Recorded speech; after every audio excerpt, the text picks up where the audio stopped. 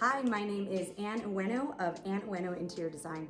I am the lead designer and owner of our firm, and we specialize in residential interior design here in South Florida as well as all over the US.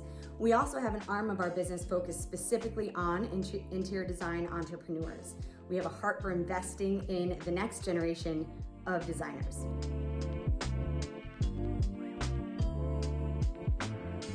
So there's three things that we've done to pivot and to grow and to not let the last year bring us down. So number one, we have thoroughly invested back into our clients. And what do I mean by that? It's not about us anymore. I think that we have to go even more personal than we ever have before with our clients. We have to be better listeners and really get into their brains and into their homes to make sure that we're designing a space for them, removing our egos and our identity. So that's one way we're investing back into our clients. The other way, a big pivot we made last year was investing into interior design entrepreneurs. So like I said, we have a full arm of our business dedicated to growing the next generation of interior designers. I think that's a critical thing that I want to give back as a designer. I want to teach. I have a coaching program. I have digital guides that we sell to really help that next generation build their confidence, understand client process, how to work with vendors, all the things that we do on a daily basis. I want to give that knowledge back. So that's something that we're really strongly invested in, and that's evolved in the last 12 to 18 months for us. And then the final thing I want to invest back into, we've been investing back into our business and our team. So one way we've done that, I launched a product line, a wallpaper line. So that's something, we feel passionate about bringing products into people's homes. And I really felt like that's a time last year to grow and be creative and offer something that a lot of other designers aren't offering. So we have a beautiful wallpaper collection. And also we invest in our team. We make sure we're doing trainings and listening to podcasts and really making sure that we're up to date with everything. So I don't take increased education lightly. I think we all should be learning and growing as designers in any field, frankly. So we're investing back into ourselves. There's a lot of answers to this, but if I could summarize, I would say a couple places. Here in South Florida, we are so fortunate to have the most beautiful nature right outside of our windows, right outside of our doors.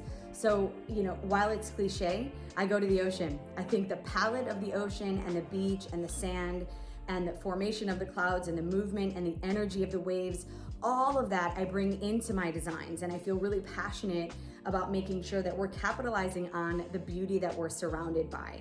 So that's number one. I think the palm trees and the shades of green. Green is such a big color right now, and we have it in our backyard. And so we have to pay attention. We have to open our eyes to what is around us, no matter where you live, if it's South Florida or otherwise. I think that we can really get inspired and draw from nature.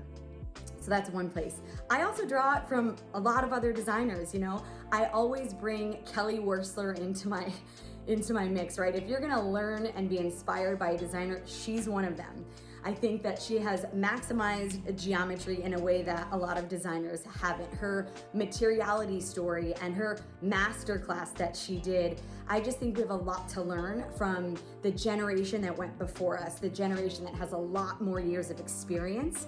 So she's one that I would call out, but I personally make sure that I'm following and learning and growing from other designers to bring that into my designs.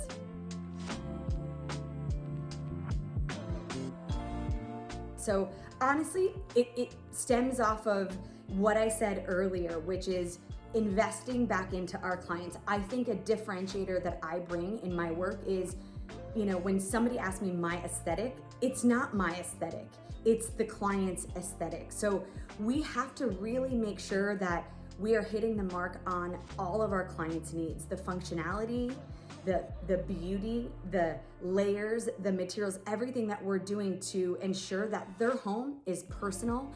Now more than ever, as we know, people are at home all the time. That probably will change in the future, that's our hope. But I think that homeowners are thinking about their environment much differently. And if we're not following suit, we're gonna lose, right? We're not gonna be able to service our clients in the way that they need to be serviced. So I really make sure that, you could check my designs out. The aesthetic runs the gamut, right? I can do coastal, I can do mid-century. It's for the client. So everything I do, I make sure to build a relationship with them, understand their pain, get into the psychology of them. That takes work up front. And so when I think about reimagining the future of design, it's gotta be client focused. It's gotta be client first. We have to focus first on people over profit.